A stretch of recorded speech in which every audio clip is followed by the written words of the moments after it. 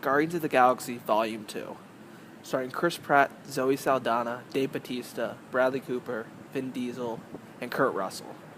This movie had big shoes to fill because Guardians of the Galaxy 1 is my favorite MCU movie.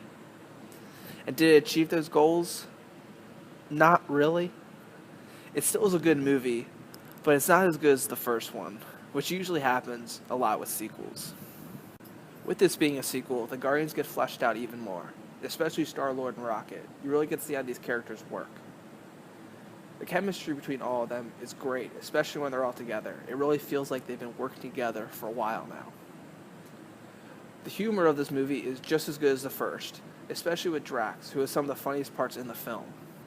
And yes, you can never get enough of Baby Groot, who is awesome in this movie. The soundtrack is also really good.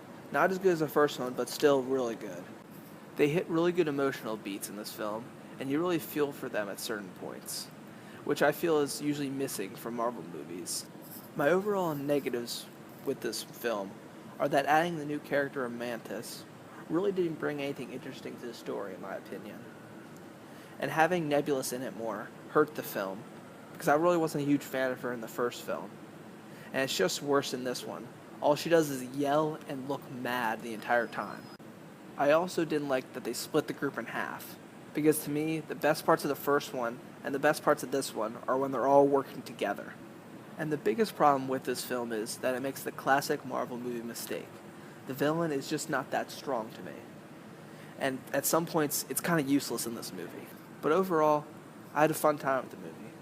I laughed a lot, I enjoyed the action, and some of the dramatic character moments worked really well. But with the new characters introduced not being as strong, and the villains who are just usual Marvel villains that you expect to be the villain in the film. Plus, I can't deny that the first movie is overshadowing it a little bit. I would probably give Guardians of the Galaxy Volume 2 a 78%. It's not a Marvel movie that you would keep going back to over and over again, in my opinion, like a Guardians 1, Winter Soldier, or Civil War. But it's still definitely in the top half of the MCU movies so far. I would definitely see this movie in theaters because, hey, it's still a Marvel movie after all. Does anybody have any tape out there? I want to put some tape over the death button.